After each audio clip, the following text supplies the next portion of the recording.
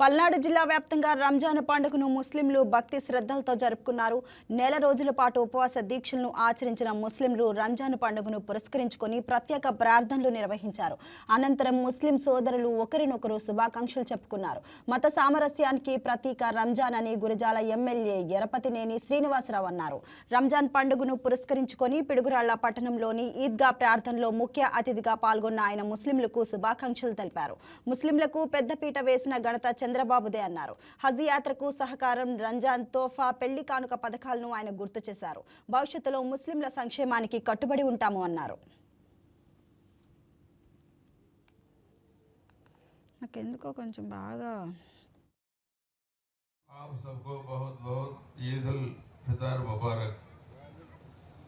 ఎంతో కఠోర నియమ నిష్టలతో నెల రోజుల పాటు ఉపవాసాలు ఉండి రంజాన్ నెలలో అవతరించిన పవిత్ర ఖురాన్ పఠనంతో తరావీ నమాజులు చదువుతూ సర్వ మానవాళి కోసం ప్రార్థనలు చేసి ఈరోజు ఆనందోత్సాహాల మధ్య ఈద్ ఉల్ ఫితర్ రంజాన్ పండుగ జరుపుకుంటున్న ముస్లిం సోదరులందరికీ, ముఖ్యంగా నా గురజాల నియోజకవర్గ ముస్లిం సోదరులందరికీ నా హృదయపూర్వక ఈద్ ఉల్ ఫితర్ శుభాకాంక్షలు. అందరికీ నమస్కారం. 30 సంవత్సరాలుగా ఈ పవిత్రమైన రంజాన్ మాసంలో రంజాన్ రోజు మీతో భాగస్వామై ఈ పవిత్ర ప్రార్థనలో పాల్గొనే అవకాశం ఆ అల్లా నాకు కల్పించినందుకు, దానికి మీ మద్దతు, మీ ఆశీస్సులు ఉన్నందుకు నేను మొట్టమొదటగా ఈ రంజాన్ పర్వదినాన మీ అందరూ కూడా నేను హృదయపూర్వక నమస్కారాలు, ధన్యవాదాలు తెలియజేస్తూ ఉన్నాను.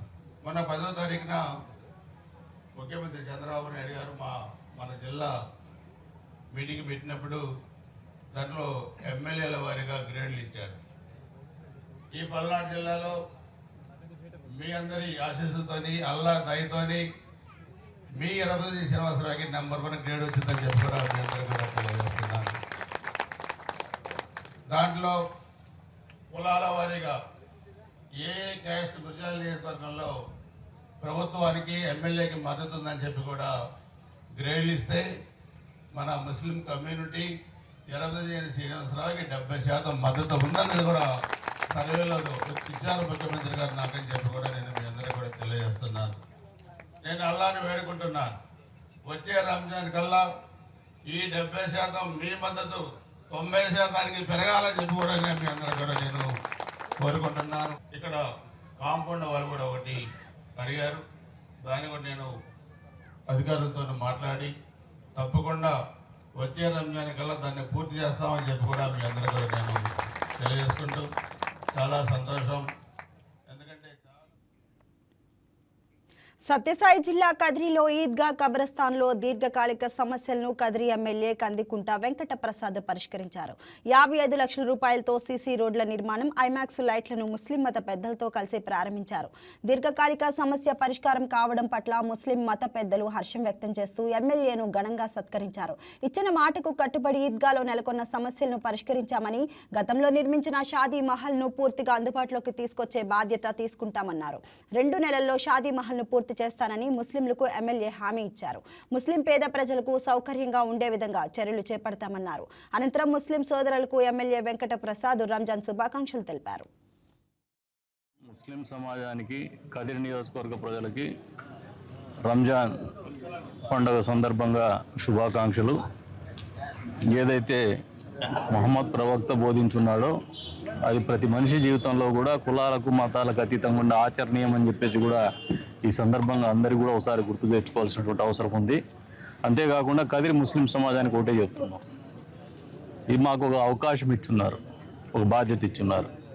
మీ అందరి మంచి, మీ అందరి సంతోషం మా బాధ్యతనే భావిస్తాం.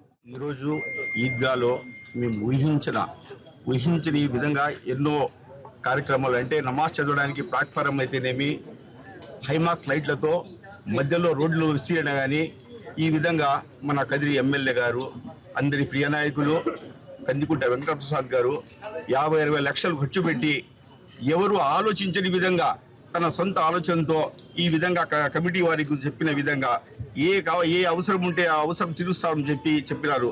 అదే కాకుండా ఈ ఈద్గాలో బాత్రూమ్స్ కానీ లెట్రిన్స్ కానీ ఇంకా ఏం కావాలన్నా అన్ని సౌకర్యాలు చేపిస్తామని చెప్పి కమిషనర్ ముందర చెప్పి కమిషనర్ గారికి మీకు ఏం కావాలో వాళ్ళు అది చేయండి అని చెప్పి ఆదేశాలు ఇచ్చినారు. ఇంతవరకు ఇంత ఆలోచన చేసి మా ముస్లిం సమాజానికి మా ముస్లిం అందరికీ ఈరోజు ఇంత సేవ చేసినందుకు మా ముస్లింస్ అందరి తరఫున ఈద్గా కమిటీ తరఫున మేమందరూ ఎమ్మెల్యే గారికి ధన్యవాదాలు తెలుపుకుంటున్నాం. కాకపోతే మేము సన్మాన కార్యక్రమం అంటే ఇది నా బాధ్యత, ఇది నా సొంత పని, నేను చేస్తానంటున్నారు.